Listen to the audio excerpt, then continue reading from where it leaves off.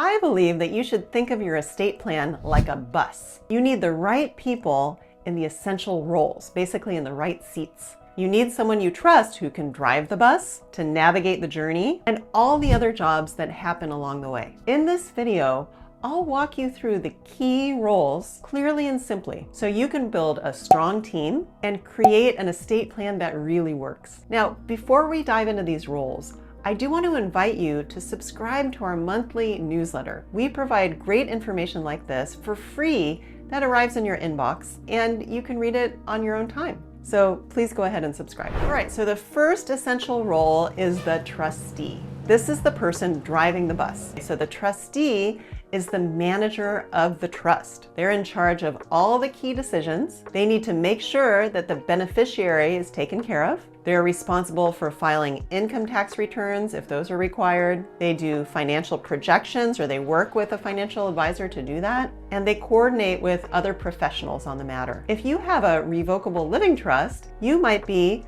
the trustee and the beneficiary. So you're managing it for your own benefit. Or you might be the trustee of a trust for somebody else's benefit.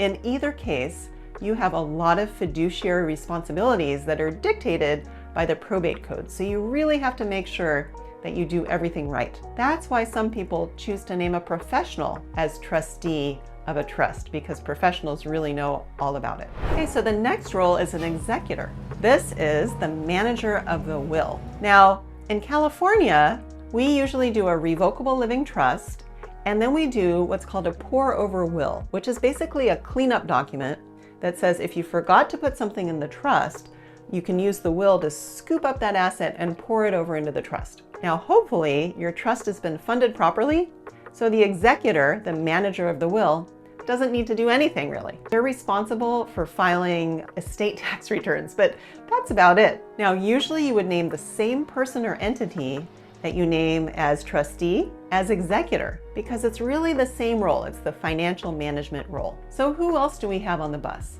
Well, we have the agent. We have an agent for a durable power of attorney and an agent for a healthcare directive. Both of those documents apply outside of the trust. So a durable power of attorney is for somebody to be able to sign documents on your behalf, or talk to utilities companies, or access small bank accounts, okay? Anything outside of the trust. And that could be when you're sick, or it could be immediately like when you're traveling. So we call that agent for a durable power of attorney, we call them the attorney in fact. Although they're not an attorney, in fact, they don't necessarily need to be an attorney. So I don't really know why we call them an attorney in fact. I like just calling them an agent. Then you have an agent for an advanced healthcare directive. So this is the person who carries out that person's wishes regarding healthcare. They talk to the doctors, they access the medical records, and they advocate for the principal, the person who's in the hospital who's unconscious and can't communicate their own needs. So you would spell out what you want in the document, and then you name your agent to carry out your wishes. Hello, did you know that my mom helps people all the way from the state of California from top to bottom? You'll give her a call. So you might also need a guardian or a conservator. So a guardian is needed if you have children under age 18. A guardian is somebody who makes decisions for a minor child, like where should they live, where should they go to school, making healthcare decisions for them. So usually that's the parent, but if the parent dies before the child turns 18, the person taking over managing the child's personal affairs would be the guardian. If we have somebody who turns 18 and they have developmental disabilities, you can name a conservator. So that's somebody who manages that person, that disabled person's personal affairs, entering into contracts, medical decisions, where they should live, where should they go to school. All of those things can be covered by a conservatorship. Now, I want to point out that in other states, a conservator is actually called a guardian. All right, so there are some states that call the whole thing, the manager of a minor child and the manager of developmentally disabled individual, they call them a guardian. But here in California, we segment them out. A guardian is for somebody who's minor up till age 18, and a conservator is for somebody with disabilities who's age 18 plus. Then we also have the care manager. So this is if you have somebody, beneficiary of a trust, who needs extra support. Maybe they need somebody to go help them out at the group home, or drive them around or take care of them at home. That person could be the care manager, or it could be an organization that's named as care manager, and then they will do placement for somebody to go into your home and take care of your child. All right, there's also a role called a trust protector. So this is really a person who oversees the trustee. Remember that person driving the bus, making all those important financial decisions? Well, a trust protector is kind of looking over their shoulder, kind of the backseat driver, saying, hey, I think you might be doing this wrong, or maybe you could do this. Now, the trustee gets to decide what are they going to do. But the trust protector oversees things because they get yearly accountings and they have access to the books. Now, if the trust protector decides they don't like the way that the trustee is managing things and there's some big problem, then they can actually remove the trustee and replace them with another trustee.